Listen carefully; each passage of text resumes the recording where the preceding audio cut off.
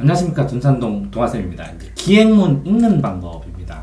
그래서 기행문은 기록할 기, 단일행, 문장문이거든요. 여행이나 뭐 이런 데를 갔다 와서 쓰는 걸 기행문이라고 그러잖아요. 그죠? 이걸 읽을 때 어떻게 읽어야 되느냐. 그러면 보통 읽기 방법에서 국어에서 뭐 배우냐면 초등학교 때 수용해라. 수용은 뭐냐면 받을 수, 사용해라. 그 내용을 그대로 받아들이라고. 있는 내용을 그대로 받아들이라고. 과학 같은 거 할 때 이렇게 많이 하죠. 그 다음에 뭐 그대로 받아들이냐, 좀 비판적으로 그렇게 하면 안 되는데, 이렇게 해야 되는데, 저렇게 해야 되는데, 이렇게 보는 게 비판적으로 비교 판단하라. 사회는 이런 걸 많이 시키죠. 그죠?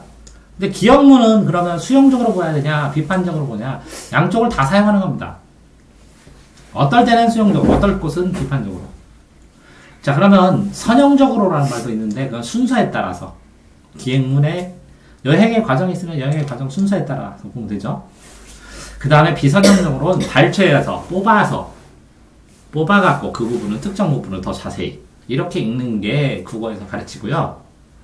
그 다음에 이제 이 기행문의 3요소가 뭐냐? 여정, 견문, 감상이다. 이걸 많이 가르칩니다. 그래서 여정은 여행의 과정이에요. 그래서 기행문을 읽을 때 이 전체가 기행문이면 여기까지는 어디, 여기는 어디, 여기는 어디 이렇게 여행의 과정이니까 장소별로 이렇게 나눠주면 더 알기 쉽게 이해할 수 있을 때가 많습니다. 그래서 고등학교 가서 관동별곡이라는 걸 배우는데 여행의 과정, 관동별곡, 여행의 과정, 여정별 정리 이렇게 먼저 공부를 한 다음에 공부를 하기도 합니다. 그러니까 여정에 따라서 읽어주는 건데 문제는 어떤 게 더 중요하냐, 여정이. 이 여행의 과정에 거기에 대해서 내가 어떤 정보가 있느냐에 따라서 읽는 게 확실히 또 달라질 수 있겠죠? 자, 다음에 이렇게 여행을 다니다 보면 보고, 듣고, 그렇죠? 이게 견이죠. 볼견, 들을문.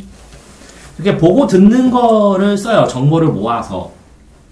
그런데 왜 하필이면 여러 가지 다 보일 때 눈에 앞에 다 보이는데 그거를 썼느냐, 이런 어떤 시각으로, 어떤 관점으로 그걸 썼느냐, 그걸 왜 선택했을까, 이런 걸 생각해서 읽으면, 내가 쓸 때도 선택해서 쓰죠. 내가 짤 때도 여정을 중요한 과정으로 해서 중요도에 따라서 짜죠. 그러니까, 여행의 과정을 읽는데 중요도를 생각하는 거는 글 쓸 때도 그렇게 생각하니까 그렇게 읽어주는 거예요. 똑같이 보고 들은 걸 그걸 쓰니까 그걸 왜 선택했나 생각을 해보면 더 자세히 읽는 거라고요. 이렇게 여행의 과정 동안 보고 들은 걸 느낌, 감상으로 느낌을 딱 듣잖아요. 그럼 그 느낌이 왜 들었는지 근거를 밝히기도 하고, 그러면 동감, 같은 감정을 느끼기도 하고, 나는 그거 보고 난 다른 생각했었는데 이렇게 된 거는 작가하고 나하고 차이가 나기 때문에 그래요. 작가하고 나하고 배경 지식이, 작가와 내가 차이가 납니다. 그런데 이렇게 그러면 여정, 견문, 감상별로 구분해서 읽는 게 훨씬 더 자세하게 읽는 것입니다. 그래서 글을 읽으면서 이게 직접 여행을 안 하더라도 간접 경험을 하는데 그거를 있는 것처럼 실제처럼 잘 받아들이면 간접 경험을 풍부하게 하는 거고, 나중에 실제 직접 경험을 해서 내 말로 그걸 쓰면 나도 작가가 되든지 그러는 겁니다. 그런데 예를 들어서 나의 문화 유산 답사기를 이렇게 써놨을 때 초등학교 때 읽을 때랑 중학교 읽을 때랑 고등학교 읽을 때 이 느낌이 변화가 돼요. 나이가 달라지면서. 배경식이 달라지면, 나이가 달라지면 느낌이 변화가 돼요. 또 어떤 학생이 경주에 갔을 때, 불국사에 초등학교 때 가봤을 때 초등학교 작가랑 중학교 작가랑 고등학교 작가랑 대학교 작가랑 성인이 된 사람하고 또 쓰는 게 또 달라요. 느낌이.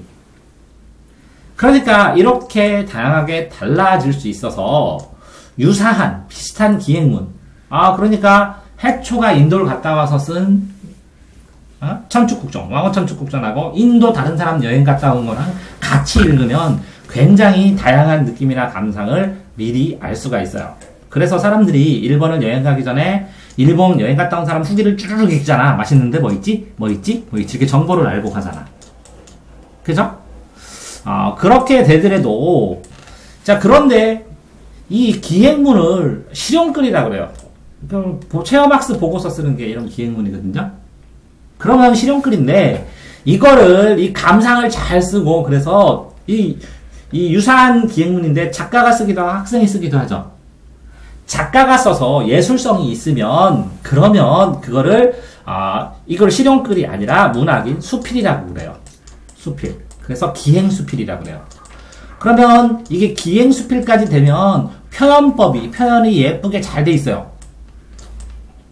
그래서 이 표현법이 어떤지 이걸 익혀서 나중에 나도 그렇게 써봐야지 하는 게 내 말로 쓰면 이제 문학적인 감성이 드는 거예요. 자, 그러니까 이걸 왜 지금 알려주냐면 기행문은 간단하게 읽는 방법이 수용적으로 비판적으로 이런 거는 그냥 단순히 이론이고 실질적으로 어떤 것을 읽을 때 이걸 어떻게 읽어야 돼요? 라고 할 때는 이걸 어떻게 써야 돼요? 라는 걸 공부를 하면 읽기가 다 나와요.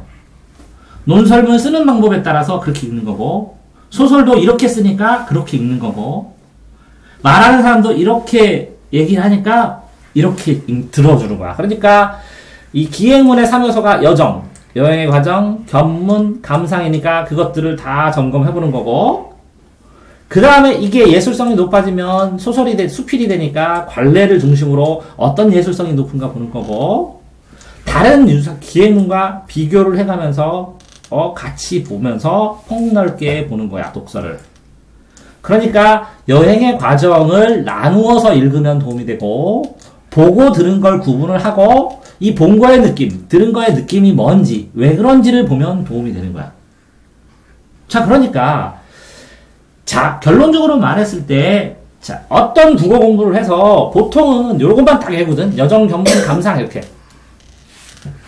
이렇게 어떤 국어 이론을 배우는 이유는 뭐냐면 그 이론에 따라 쓰기도 하고 그 이론에 따라 읽기도 하고 그 이론에 따라 생각할 수 있기 때문에 가장 핵심이 되는 기본 이론으로 가르쳐주는 거야. 알겠죠? 그래서 오늘은 기행문 읽는 방법이 쓰는 방법하고 밀접하게 관련이 되었다. 작가가 이렇게 써놨으니까 우리도 그렇게 읽어주는 게 작가의 의도를 가장 잘 알 수 있고 작가의 의도를 다 수용을 한 다음에는 다시 내가 비판 1차로 수용을 해보고 동감을 하든 뭐 하든 한 다음에 비판적으로 또 봐야 되고 1차로는 순서대로 본 다음에 거대하게 순서를 보다가 필요한 건 더 자세히 발췌해서 보는 거고 이해됐죠? 네, 수고하셨습니다.